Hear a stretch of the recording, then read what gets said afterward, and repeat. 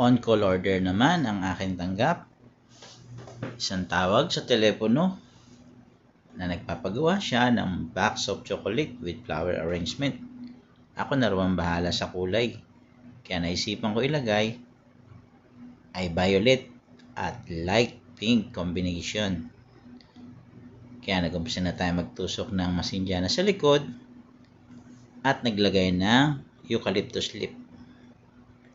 I-scattered ko lang siya na nakalitaw ang ating tsokolata o yung box of chocolate sa ibabaw hanggang masakop natin yung ating nilagay na floral foam sa ibabaw ng ating karton.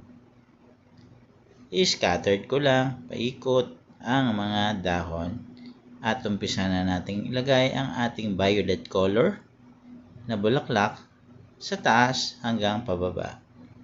At ang ating baby roses na light pink ay ating pinutol-putol na at i-scattered lang din natin yan sa mga palibot ng ating box.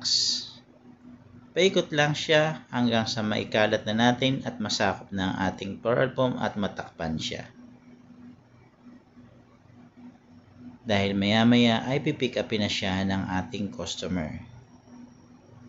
Marami siyang order, isa ito sa kanyang order, bali 4 na box to. 2 Bustanin chocolate at 2 Pachi na box of chocolate.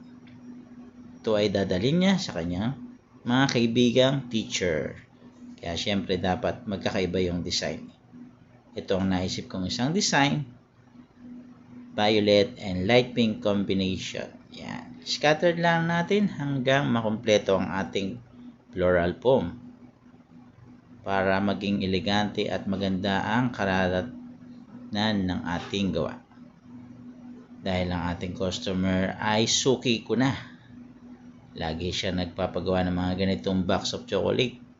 Lagi niya itong pinangre-regalo sa kanyang mga kaibigan na kaguro. Yan.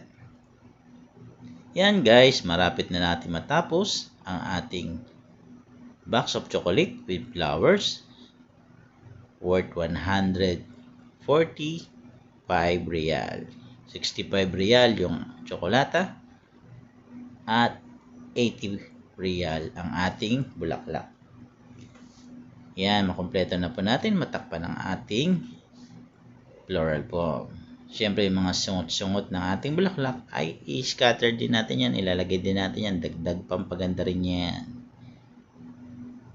Para ang ating customer ay matuwa at malaki ang kanyang bulaklak. Yan.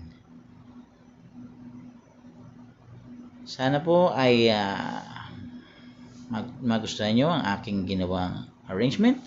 Paki-like and share at paki-comment naman po kung saan nakarating ang aking video para mapasalamatan ko po kayo para sa mga susunod pang video ng aking gagawin. Maraming salamat po. Paki-like and share po and follow na rin po. Lambing po ng isang inyong kabayang florista. God bless you all.